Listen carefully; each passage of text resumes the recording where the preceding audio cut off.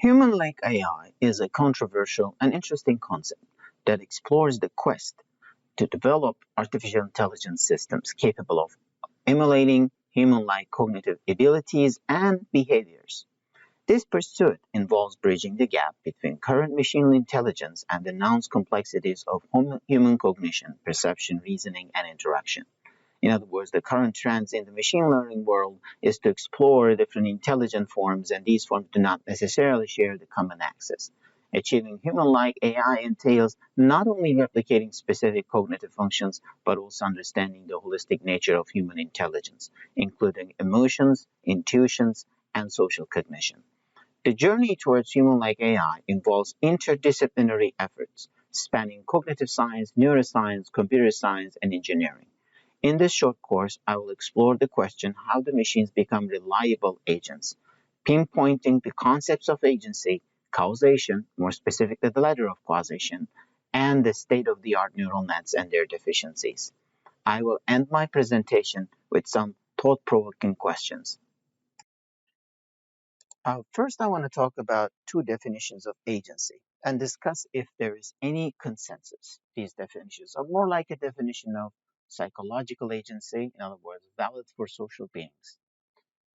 Physical agent is basically implying underlying psychological processes that generate actions organized in a particular way. And because of how they are organized, they do not merely react to a stimuli, but agents direct themselves towards goals and exercise a great deal of control over what they do.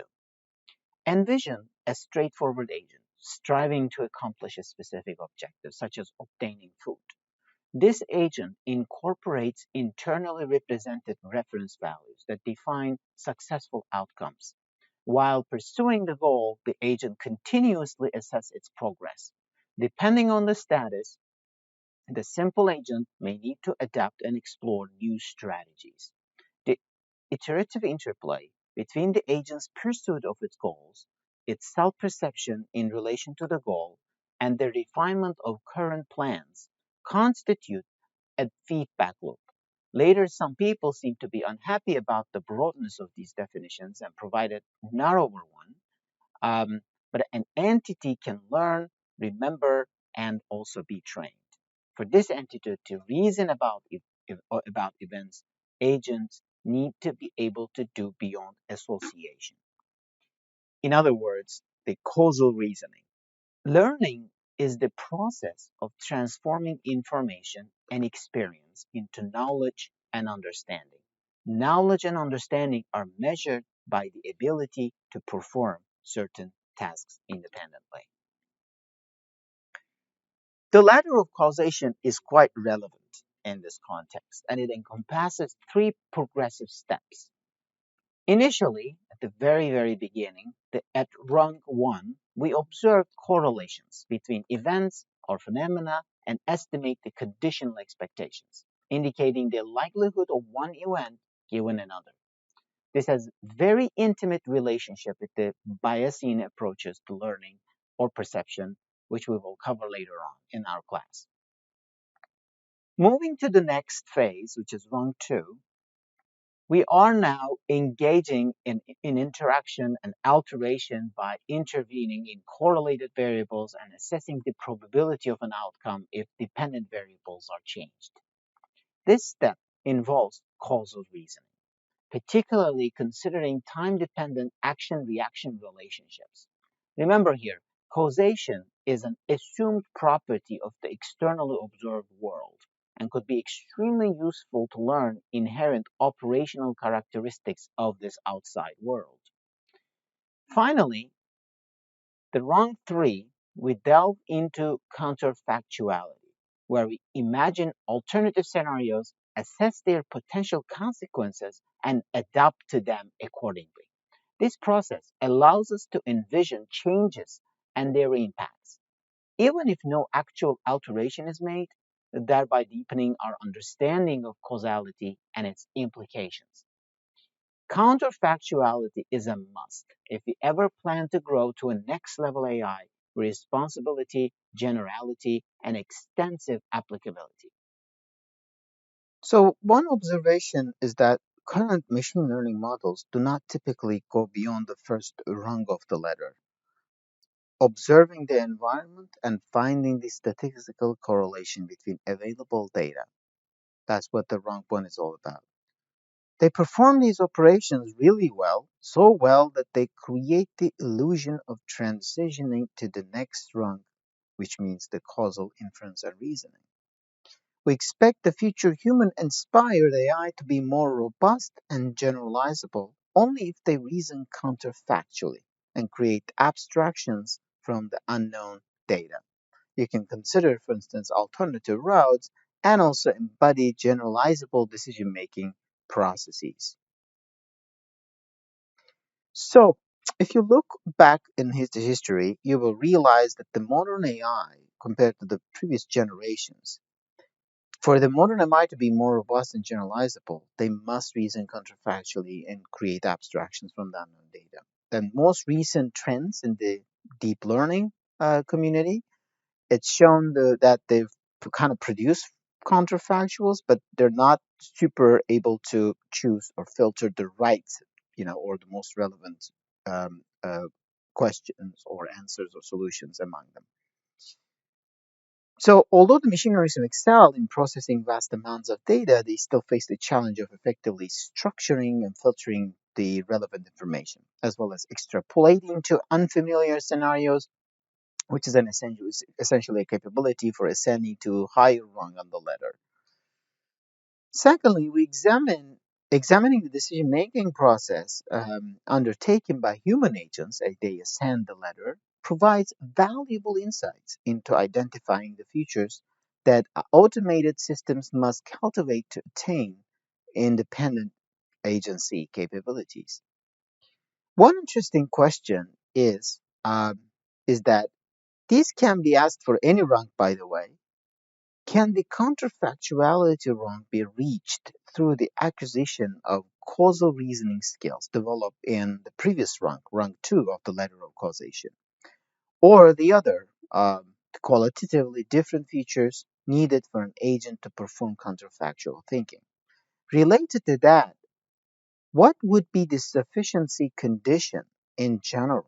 If an autonomous system has orders of magnitude larger computational power, will that be sufficient to reach rung 3? So these open questions are yet to be addressed. Well, how do humans achieve transitions between the rungs?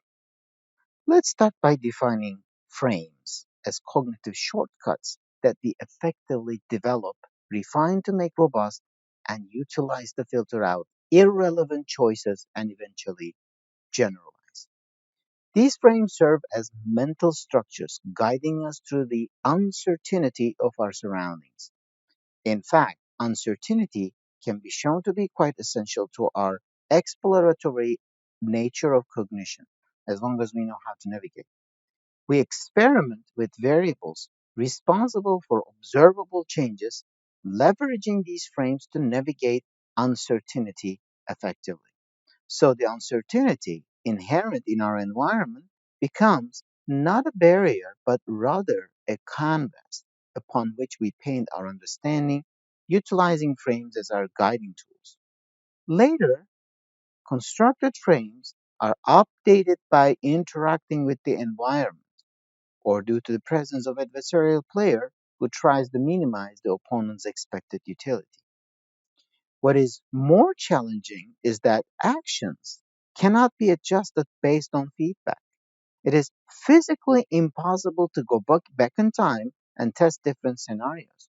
For example, one cannot go back in time and redraw causal relationships through trying other possibilities and examine their cause and effect connections. It's also important to note that entities that leads to an outcome could themselves be causally related or could have a common cause. Identification of commonalities between the entities is key to generalization behavior of the agents, discounting them from the burdensome need of exploring all the possible choices. The elucidation on how humans incorporate resilience into their decision making systems upholds the notion that for the attainment of abstraction, agents must construct frames that selectively and systematically organize relevant information. Subsequently, these frames should be integrated into a hypermodel, enabling agents to adapt their actions to both familiar and unfamiliar scenarios. Examining the abstraction mechanism of human cognition can assist practitioners in comprehending how to program artificial systems that attain a comparable level of generalization and agency.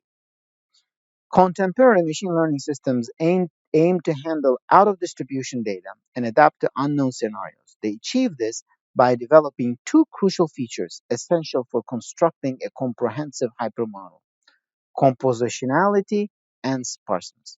For example, agents conveniently construct models composed of smaller parts that can be recombined. This compositional ability proves useful in explaining new data observed in scenarios that were previously unknown, as it allows agents to identify causal connections that are valid throughout different frames. Such is extremely useful for adapting to changes without the need of experiencing all possible scenarios.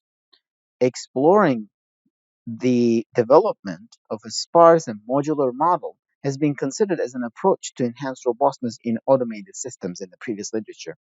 This is exemplified, for instance, through the representation of variables in sparse vector graphs.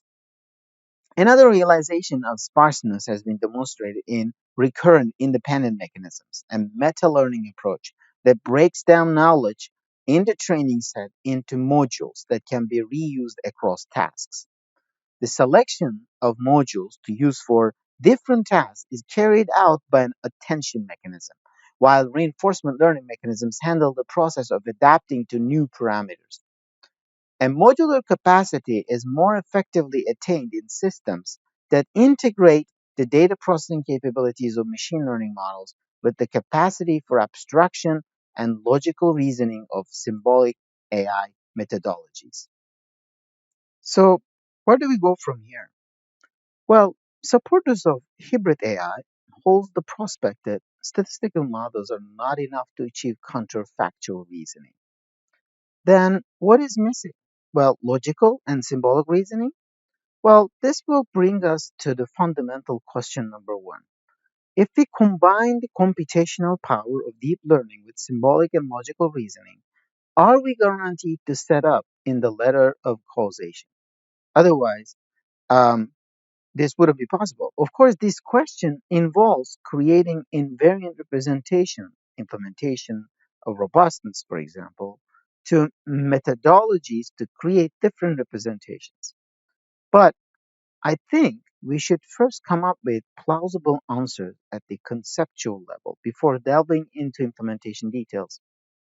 Second fundamental question is what is missing in the third way of AI development? Of course, to be able to address this question, we might need a bit more information about the underpinnings of this wave and its components, such as knowledge algorithms or representations and computing power. This will probably lead to another class in its own right, um, but I would like to also mention another related question here, which is where would we be in the letter of causation at the end of each one of these generalization leaps in the AI development, in terms of time course? We will see where the field will end up, but it is instructive to orient our thoughts based on these principles for a better prediction. I would like to finish my talk here by emphasizing two things. One, it's well argued that in order to reflect intelligent human behavior, we need to build robust and explainable, interpretable AI theories, and also develop safe and dependable and extensible AI methods. So, as I mentioned before, one approach is to bring together the knowledge driven symbolic techniques with data driven machine perception. I believe there's a load of researchers currently spending days and nights to achieve a human reflectable AI technology going in this direction. However, we do not have enough evidence to believe that the ultimate intelligence need to be explainable or even interpretable. Similarly, we do not have evidence to think that taking such a hybrid approach could change the entire course of AI development irreversibly, meaning different paradigms of exploration for an intelligence could be shut down forever due to the amount of work to put together such a technology is typically enormous. Let us finish our discussion with a nice quote from George Santayana. Intelligence is quickness in seeing things as they really are. Thank you.